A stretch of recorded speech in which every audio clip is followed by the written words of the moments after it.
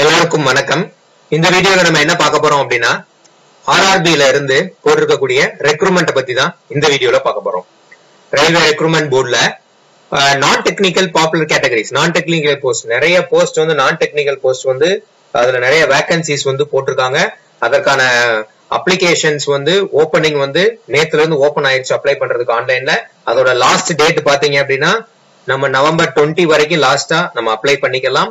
அதான் last date. So அதுல நீங்க அப்ளை பண்றதுக்கு முன்னாடி இங்க நோட்டிபிகேஷன் கொடுத்திருப்பாங்க. இந்த நோட்டிபிகேஷனை கிளிக் பண்ணி அந்த நோட்டிபிகேஷனை கோ த்ரூ பண்ணுங்க. அண்ட் தென் நம்ம இப்ப அந்த நோட்டிபிகேஷன்ல என்னெல்லாம் போட்டிருக்காங்க அப்படிங்கறத தான் நம்ம பார்க்க போறோம். ஒரு 59 பேஜஸ்க்கு இந்த நோட்டிபிகேஷன்ல டீடைல்ஸ் எல்லாமே கொடுத்திருப்பாங்க. சோ இதுல பாத்தீங்க அப்படின்னா ஃபர்ஸ்ட் எடுத்த உடனே நம்ம இதனுடைய இம்பார்ட்டன்ட் டேட்ஸ் எல்லாம் பாத்திரலாம். சோ ஃபர்ஸ்ட் எப்ப நமக்கு ஓபன் ஆயிருக்கு அப்படின்னா நேத்து ஓபன் ஆயிருக்கு ஆன்லைன்ல ஃபில் பண்றதுக்காக. அந்த அப்ளிகேஷன்ஸ்க்கு லாஸ்ட் டேட் ஃபில் பண்றதுக்கு என்னது அப்படின்னா November 20. And then last date payment பண்றதுக்கு என்னது அப்படின்னா நவம்பர் 22 கொடுத்திருக்காங்க. அதுக்கப்புறம் மாடிஃபிகேஷன்ஸ் விண்டோ வந்து நவம்பர் 23ல இருந்து டிசம்பர் 2 வரைக்குமே எனேபிள்ல இருக்கும். அதுக்கப்புறம் நமக்கு எல்லாமே வந்து உங்களுக்கு க்ளோஸ் ஆயிரும். சோ அப்ப இதுல என்ன மாதிரியான போஸ்ட் எல்லாம் அவைலபிள் இருக்கு அப்படின்னு பாத்தீங்க அப்படின்னா chief commercial cum ticket supervisor, station master, goods train manager, junior accounts assistant cum typist, senior clerk cum typist, traffic assistant. So இந்த மாதிரி இந்த எல்லா போஸ்ட்டுக்குமே நம்மளால அப்ளை பண்ண முடியும். இதுல ஏதாவது ஒரு போஸ்ட்டுக்கு தான் நம்மளால சூட்டபிளா அப்ளை பண்ண முடியும். எது நமக்கு சூட்டபிளா வருமோ அதை நீங்க அப்ளை பண்ணிக்கலாம். இந்த ஒவ்வொரு போஸ்ட்டுக்குமே என்ன எஜுகேஷனல் குவாலிபிகேஷன் இருக்கணும், என்ன ஸ்கில் இருக்கணும் எல்லாமே கீழே கொடுத்திருக்காங்க இந்த நோட்டிபிகேஷன்ல. அதையுமே நம்ம பார்க்கலாம். சோ இதோட ஏஜ் செக்டார்ஸ்மே கொடுத்திருக்காங்க. எல்லாத்துக்குமே மினிமம் வந்து 18 ஏஜஸ் இருக்கணும், மேக்ஸிமம் 33 ஏஜஸ் கொடுத்திருக்காங்க. இந்த ஏஜ் ரிலாக்ஸேஷன்ஸுமே வந்து based upon category wise, community wise வந்து கீழே உங்களுக்கு கொடுத்திருக்காங்க. சோ ஒவ்வொரு போஸ்ட்டுமே கொடுத்திருப்பாங்க, போஸ்டோட டீடைல்ஸ் கொடுத்திருக்காங்க. சோ டோட்டலா 5800 நியர்லி 5800 போஸ்ட் வந்து ஃபில் பண்ண போறாங்க. சோ இது ரொம்ப யூஸ்ஃபுல்லான ஆப்பர்ச்சுனிட்டிஸ். சோ அண்ட் தென் இம்பார்ட்டன்டான இன்ஸ்ட்ரக்ஷன்ஸ் எல்லாமே கொடுத்திருப்பாங்க. இதுல முக்கியமான விஷயம் என்ன அப்படின்னா இதுல யாரெல்லாம் எலிஜிபிள் அப்படிங்கறது கொடுத்திருப்பாங்க. யாரெல்லாம் எலிஜிபிள் அப்ளை பண்ணலாம் அப்படின்னா ஒரு டிகிரி ஹோல்டர் கண்டிப்பா எலிஜிபிள். இப்ப ஃபைனல் இயர் ஸ்டூடெண்ட்ஸா இருக்கீங்க அப்படின்னா you are not eligible. Final year ஸ்டூடெண்ட்ஸால இதுல அப்ளை பண்ண முடியாது. ஒரு டிகிரி ஹோல்டர் வேணும். டிகிரி ஹோல்டர்னால மட்டும்தான் இதை வந்து அப்ளை பண்ண முடியும். சோ நீங்க வந்து நான் ஃபைனல் இயர்ல இருக்கேன், ஃபைனல் எக்ஸாம்ல இருக்கேன், எனக்கு ரிசல்ட்டுக்காக வெயிட்டிங் அப்படிங்கறதுல எல்லாம் வந்து அவங்களே இதுல உள்ள மென்ஷன் பண்ணிட்டாங்க. சோ அதை வந்து நீங்க ட்ரை பண்ணாதீங்க. சோ இது purely for degree holders, graduates. அதனாலதான் அவங்க அந்த இடத்துல கிராஜுவேட்னு கொடுத்துட்டாங்க. ஓகேவா, அந்த கொடுத்துருக்காங்க பாருங்க, நான் டெக்னிக்கல் பாப்புலர் கேட்டகரிஸ் கிராஜுவேட் அப்படின்னு ஒரு வார்த்தை கொடுத்துருக்காங்க. சோ கிராஜுவேட் அப்படின்னா என்னன்னா டிகிரி ஹோல்டர்ஸ், ஆல்ரெடி டிகிரி வாங்கினவங்க. சோ இதுல அவங்க சொல்லியிருக்கிற ஏஜ் ரிலாக்ஸேஷன்ஸ் பாத்துக்கலாம்.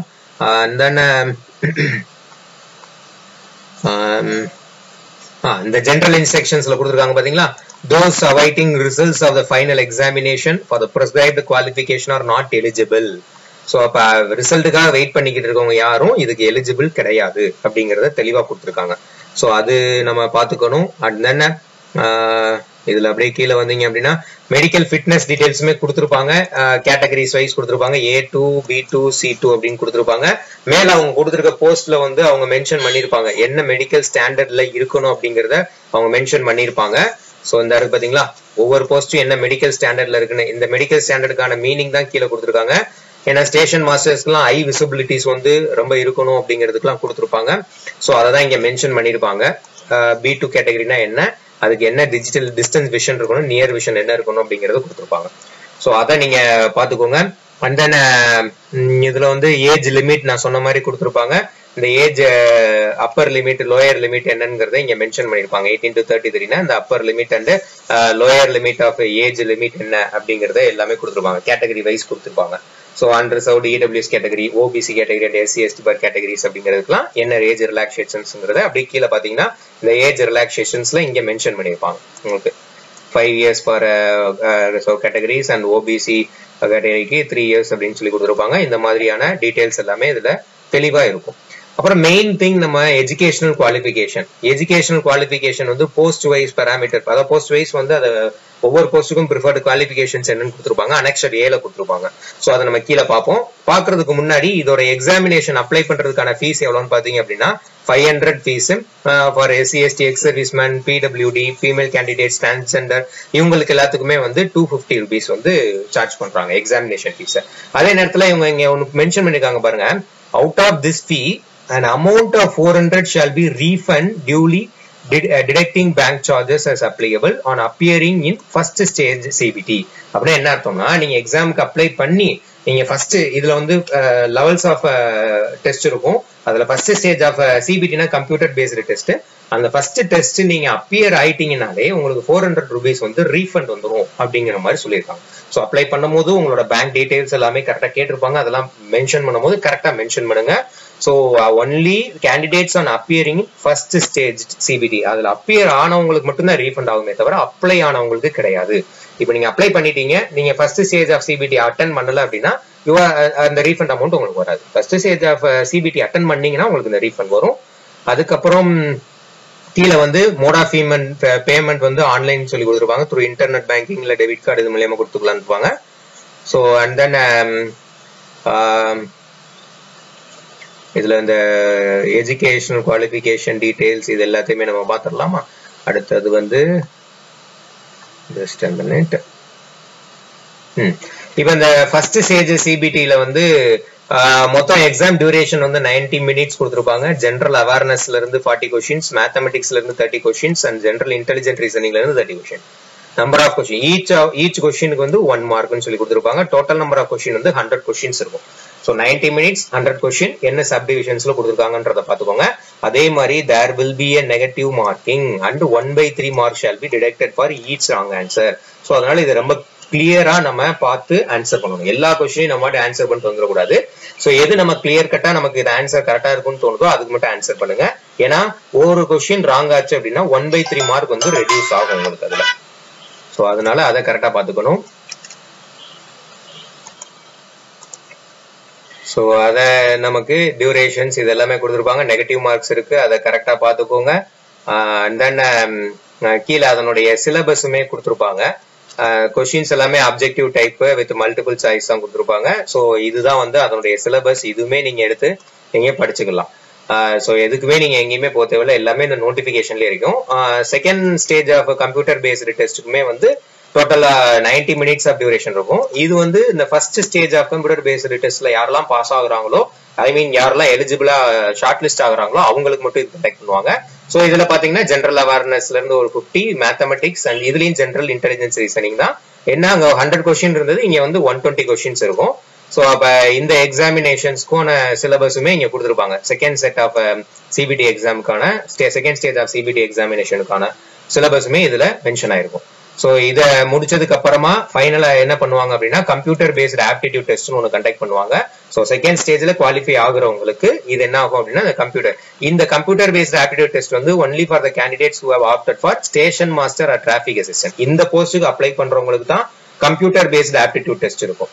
ஸோ அதே மாதிரி இன்னொன்னு கம்ப்யூட்டர் பேஸ்டு டைப்பிங் ஸ்கில்லை செக் பண்றதுக்கான டெஸ்ட்டுமே வைப்பாங்க. Computer based type skill test அப்படின்னு சொல்லி வைப்பாங்க. ஸோ இதுவுமே வந்து யாருக்கு அப்படின்னா for the post of senior clerk cum typist, junior accounts assistant cum typist. இந்த 2 போஸ்ட்டுக்கு இந்த computer based typing skill test after qualifying the second stage of CBT exam. சரியா? சோ அப்ப இதுலயே தெளிவா கொடுத்துருப்பாங்க என்ன போஸ்ட்டுக்கு என்ன எக்ஸாமினேஷன் அப்படின்னு சொல்லி. சோ ஃபர்ஸ்ட் ஸ்டேஜ் ஆஃப் சிபிடியும் செகண்ட் ஸ்டேஜ் ஆஃப் சிபிடியும் எல்லா போஸ்ட்டுக்கும் காமன். இதுல இந்த கம்ப்யூட்டர் பேஸ்டு டைப்பிங் ஸ்கில் டெஸ்டும் ஆப்டிடியூட் டெஸ்டும் எந்த போஸ்ட்டுக்கு மென்ஷன் பண்ணிருக்காங்களோ அதுக்கு மட்டும் நடக்கும். ஸோ இது போட்டிருப்பாங்க. அதுக்கப்புறம் கீழே பாத்தீங்க அப்படின்னா இது எப்படி அப்ளை பண்ணணுங்கிற டீடைல்ஸ் கொடுத்துருப்பாங்க. இதுல அதே மாதிரி போட்டோ வந்து நம்ம மற்ற எக்ஸாம்ல அப்ளை பண்ற மாதிரி பாஸ்போர்ட் சைஸ் போட்டோ நம்ம ஏற்கனவே வச்சிருக்கோம் ஸ்கேன் பண்ணி அதை அப்லோட் பண்ற ஆப்ஷன் இங்க கிடையாது. லைவ் போட்டோ கேப்சரிங், நீங்க உள்ள அப்ளை பண்ணிட்டு இருக்கும்போது உங்களோட போட்டோவை லைவா கேப்சர் பண்ணும். ஸோ அதனால நீங்க அப்ளை பண்ணும் போது உங்க வெப்கேம் மூலியமா தான் கேப்சர் பண்ணும். நீங்க நீட்டா ப்ராப்பரா ட்ரெஸ் பண்ணிக்கோங்க, ப்ராப்பரான ட்ரெஸ் கோட்ல இருந்துக்கோங்க. விச் மீன்ஸ் ஒரு டார்க் கலர் ஷர்ட்டோ இல்ல டார்க் கலர் ட்ரெஸ்ஸஸ் வந்து நீங்க ஆப்டா போட்டுட்டு, ஏன்னா இது லைவா கேப்சர் பண்ணும். ஸோ அண்ட் தென் நம்ம சிக்னேச்சர்ஸ் சைன் பண்றதுக்கு வந்து டாக்குமெண்ட் என்னென்ன தேவைப்படும் போட்டிருப்பாங்க. கேண்டிடேட் சிக்னேச்சரோட ஜேபிஜி ஃபார்மேட் இதெல்லாம் கொடுத்துருப்பாங்க. ஸோ ஒரு ஒயிட் பேப்பர்ல பிளாக் இங்க் பெண்ணை வச்சுதான் நம்ம வந்து இது பண்ணணும்.